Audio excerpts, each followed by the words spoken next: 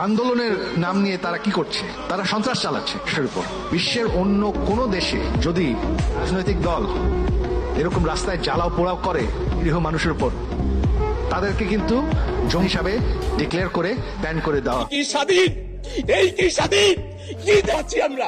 আমার নামে কেন মিথ্যা মামলা? নাকি মার্ডার কেসের আসামি আমি, নাকি শেখ হাসিনার সাথে কথাটা ভুললে যাবেন না। ফুলের মালা দিয়ে ক্ষমতা, জোতার মালা দিয়ে নামাইতে আমরা কিন্তু পারি।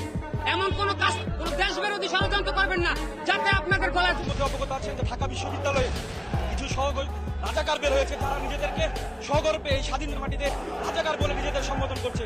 তাদের এই বিক্ষোভ সমাবেশ, আজকের এই সমাবেশের আমরা ক্লিয়ার করে বলে দিতে চাই, আজকে আমরা মহানগর ছাত্রলীগ আওয়ামী লীগ সরকার যে সময় ছিল ভাই, আল্লাহর রহমতে ভালো ছিলাম। একটা রিস্কা লাগো মূল দিক চাইয়ে দেখেন, প্রত্যেকটা রিস্কা লাগো চেহারা কার্টুন ছবির মতন হয়ে গেছে গা। গরিবের প্রিয় মাছ হয়েছে পাঙ্গাস, আর বড় লোকের জন্য ইলিশ। ইলিশ মাছের ঘেরান খাই রিস্কা লাগাই। 10 টাকা ভাড়া বেশি চাইলে টেকা সব শেখ হাসিনা লয়ে গেছে, টাকা ভাড়া নাই। এই কি একটা কথা? এই দেশে ভালো মানুষ নাই, ভালো মানুষ বুঝছেন? বঙ্গবন্ধু কইছে না সবাই পাইছে স্বর্ণের খুনি। দুর্ভিক্ষ মারলে আমি মরবো, আসিফ নজরুল মরবে না, উপদেষ্টা মরবে। রাষ্ট্রীয় অতিথি ভবন যেমন কি কোনো বড় বড় ডিনার পার্টি হইতেছে।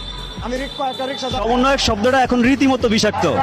দেখেন এমন কিছু যা আওয়ামী লীগ করছে এরা করে না।